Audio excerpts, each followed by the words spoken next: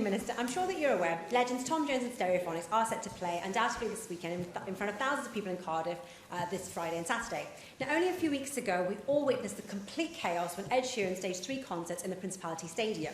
There were 15-mile-long queues on the M4, motorists were trapped in their car parks because the city centre was in gridlock, and many people were left stranded on train platforms for hours on end because our crumbling rail network couldn't cope with the demand. To put it bluntly, Minister, Cardiff and surrounding areas were brought to a standstill because the Labour government failed to plan ahead, and you cannot blame the Westminster government for this.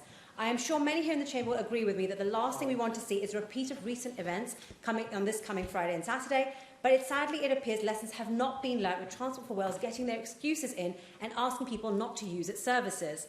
It really is a sad state of affairs when people are being urged not to take a train because a rail network isn't fit for the 21st century. The Tom Jones concert and Stereophonics concert had been in the calendar for at least 6 months, and anyone with this much common sense would know is going to draw in thousands of people into the city. So, Minister, what lessons have been learnt from the Ed Sheeran fiasco, and what action is your government going to be taking to minimise the disruption ahead of the concerts this week?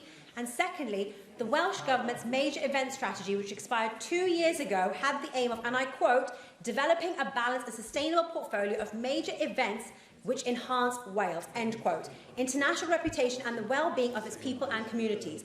Do you accept that this strategy has well and truly failed? And what discussions have you had with your colleagues about publishing an updated plan which actually does what it sets out to achieve? Thank you. We are also clear that people who live locally should try and use other forms of transport on event days. And I am also very clear that if you go to a major event, you cannot expect to simply vacate the car park in 1.5 minutes. I love attending live music events. I absolutely accept that it's going to take me longer to get out of the city that I've gone to, and that's any city that you go to those events in, because the transport system is set up for normal operation and some peak. It is not set up to empty Wembley Stadium, for example. So if you go there, you wait in queues to come out, because that's part of the experience.